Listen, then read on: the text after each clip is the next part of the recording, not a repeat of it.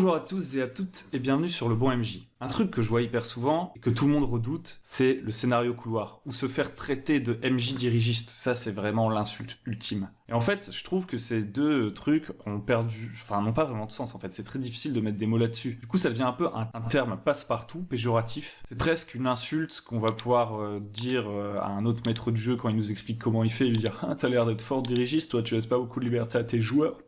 Mauvais MJ. Ou alors pour un peu qualifier de manière très méchante la création de scénarios d'autrui, etc. Et du coup, je pense qu'il y a un mélange entre scénario couloir, scénario linéaire, entre donner des bonus aux joueurs quand ils font des bonnes actions inspirées et tout, et être un MJ dirigiste qui essaye d'influencer ses joueurs en leur donnant des bonus et tout. Je pense que c'est très très difficile à définir, et moi je vais vous donner ma vision du truc. Moi, je dirais qu'on pourrait d'abord définir peut-être un petit peu négativement le truc. C'est-à-dire que pour moi, déjà, le dirigisme, c'est pas préparer un scénario. Préparer un scénario, ça fait pas de vous un MJ dirigiste. Et même si c'est un scénario linéaire avec une suite d'événements, vous n'êtes pas un mauvais MJ. Linéaire, ça veut pas dire couloir. Parce qu'en fait, de toute façon, la préparation de votre scénario, c'est typiquement une préparation, en fait. Ce n'est pas votre partie. Et du coup, même si vous faites un donjon qui n'est en fait qu'une succession de pièces avec des couloirs qui les relient, ça va pas forcément faire un scénario couloir, en fait. C'est juste un scénario avec une trajectoire à emprunter et une pièce finale, une sortie de donjon finale unique. Et tout ce qui peut se passer dans ce donjon, ça peut être hyper varié. Ça n'en fait pas un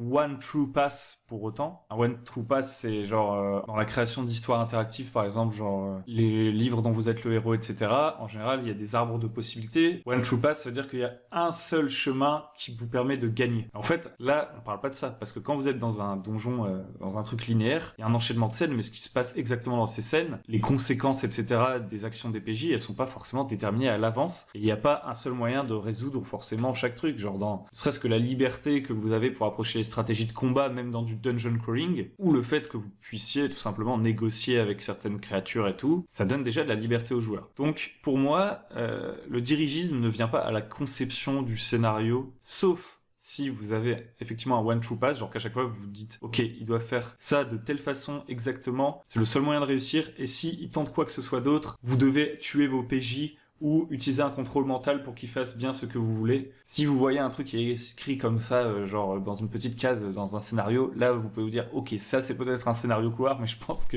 c'est relativement rare quand même. Le dirigisme, c'est pas non plus donner un objectif aux PJ. Que vous ayez déterminé l'objectif des PJ avec eux et qu'ensuite vous attendiez d'eux qu'ils le suivent, ou que tout simplement vous ayez préparé des objectifs pour leur personnage et que vous vous attendiez à ce qu'ils les suivent, ce n'est pas du dirigisme, parce que il y a encore 15 000 moyens différents de choisir comment ils vont résoudre cet objectif. Ça implique aussi que vous n'êtes pas obligé de faire des scénarios bac à sable pour ne pas être dirigiste. Vous n'êtes pas obligé d'être un MJ ultra fort en improvisation, ce genre de MJ qui vous dit « Moi mec, je prépare absolument rien ». C'est super cool, mais en vrai, tout le monde n'en est pas capable, et tout le monde n'en a pas envie. Puis il y a un vrai plaisir dans la préparation des parties, qui peut être un des plaisirs qui vous fait être maître du jeu. Et ça fait pas de vous un mauvais maître du jeu que de préparer votre séance à l'avance. Donc voilà, pour ce qui est du scénario couloir, je pense que ça n'existe pas vraiment, et qu'en fait, le dirigisme, c'est plutôt pendant la partie qui va prendre vie. À partir du moment où en fait les joueurs entrent en jeu et où votre maîtrise et votre arbitrage entrent en jeu dans la partie. Et je pense que c'est pas une position active, le dirigisme en tant que maître de jeu, c'est plutôt une position réactive. C'est-à-dire que c'est au moment où vos joueurs vont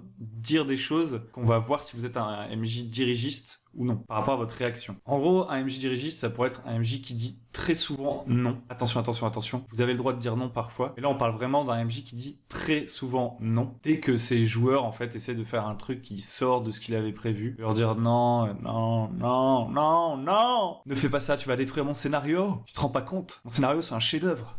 Et puis c'est pas seulement dire non, en fait. Parce que la manière de dire non caché, c'est en fait de faire apparaître par pure improvisation des obstacles complètement impossibles à traverser juste pour bloquer les joueurs. Du genre, vos PJ veulent aller dans une direction que vous aviez pas trop prévue, et vous leur dites non, en fait, quand t'ouvres la porte de cette pièce du château, tu te rends compte qu'à l'intérieur, il y a 1000 gardes qui attendent, donc tu peux pas y aller. Ou alors, sinon, t'es mort. Ou bien ils vont tuer un PNJ que vous vouliez faire ressurgir à l'avenir, et d'un seul coup vous dites « Oula, le PNJ en fait il t'a mis 10 000 de dégâts donc t'es inconscient ». Et il s'échappe, vous avez rien le temps de faire. Donc voilà, ultra buffer un PNJ pour le sauver, créer un piège sorti de votre chapeau pour empêcher vos joueurs d'aller dans une direction. Moi je trouve que c'est pas tip top quoi. Voilà, c'est difficile à définir mais on peut avoir une sorte de faisceau. Je pense que si vous dites tout le temps non, que vous n'acceptez jamais les solutions que vous proposent les joueurs, que vous fixez tout le temps les objectifs des joueurs, que vous faites toujours des scénarios ultra linéaires avec une seule voie en one true pass, et que beaucoup de vos scènes ressemblent plus à des cinématiques qu'à des trucs interactifs, là d'accord, on commence à avoir vraiment un faisceau d'indices qui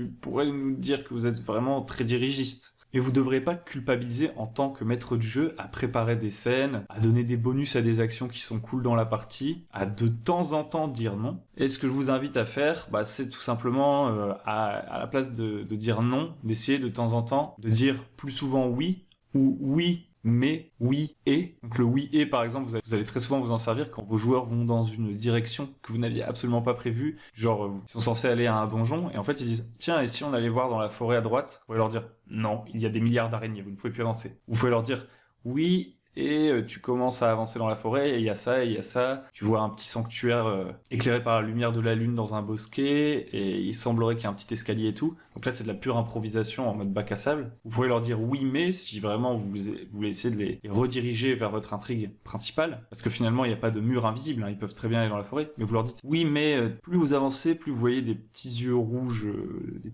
petites paires d'yeux rouges.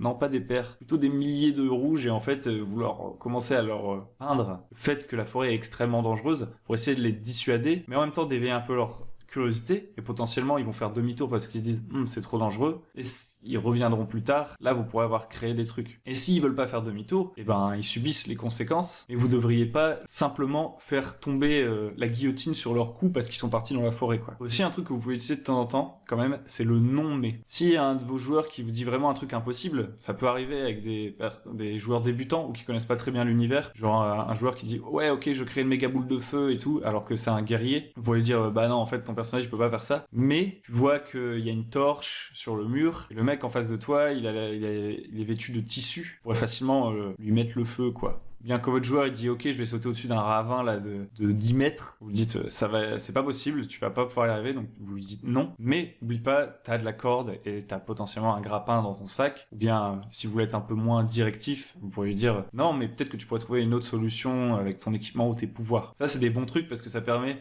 aux joueurs qui ont un peu de mal de rebondir sans les frustrer, surtout s'ils sont débutants, en leur disant tout le temps non à toutes leurs idées, quoi. Et puis parfois vous avez le droit de dire aussi les gars, j'ai pas trop prévu ce qui s'est passé là-bas, j'étais en train de le préparer mais je pensais plutôt que vous y iriez dans quelques séances, donc ça pourrait être cool si vous n'y allez pas. Et franchement, si vous êtes dans une relation de confiance avec vos joueurs, c'est pas gênant, c'est un peu ok, c'est un peu méta, genre vous sortez un peu du jeu, mais si ça convient à tout le monde en fait, si ça amuse tout le monde, il y a aucun problème, vos joueurs ils vont comprendre, surtout si c'est vos potes, ils vont peut-être même être encore plus curieux et se dire ah ouais la prochaine fois on ira et tout, ça va être trop bien. Et en fait ce que j'ai envie de dire, c'est que les seuls vraiment juges de votre capacité à masteriser et à être dirigiste, ce sont vos joueurs. Demandez du feedback à vos joueurs et ils vous diront s'ils trouvent que vous êtes dirigiste. Ils vous diront s'ils sont frustrés. Parce que c'est ça le problème du dirigisme, c'est le fait que les joueurs soient frustrés. Si vous les dirigez, finalement, imaginons que vous êtes méga couloir, mais en fait, ils s'éclatent. Est-ce que c'est grave ? Est-ce que c'est grave ? Je vous pose la question. Voilà, j'espère que cette vidéo vous a plu. N'hésitez pas à liker, à vous abonner, à vous rendre sur notre site lebonmj.com pour voir notre petit guide. Vous pouvez aussi mettre la cloche ici sur YouTube pour rater aucune vidéo future. Et dans les commentaires, je vous invite à essayer de définir vous aussi ce que c'est le dirigisme, parce que comme ça, peut-être qu'on va pouvoir étendre notre faisceau d'indices. Et pour ceux qui liraient du coup ces commentaires, parce que là il s'agit d'un débat, ne vous bloquez pas sur la vision de l'un ou l'autre. Je pense que cet aspect dirigiste, c'est vraiment auprès de vos joueurs. Vous allez trouver des réponses là-dessus. C'est avec eux que vous allez pouvoir progresser dans la bonne direction. Voilà, c'est tout pour moi. Je vous dis à très bientôt sur le bon MJ. Bon jeu, des bisous.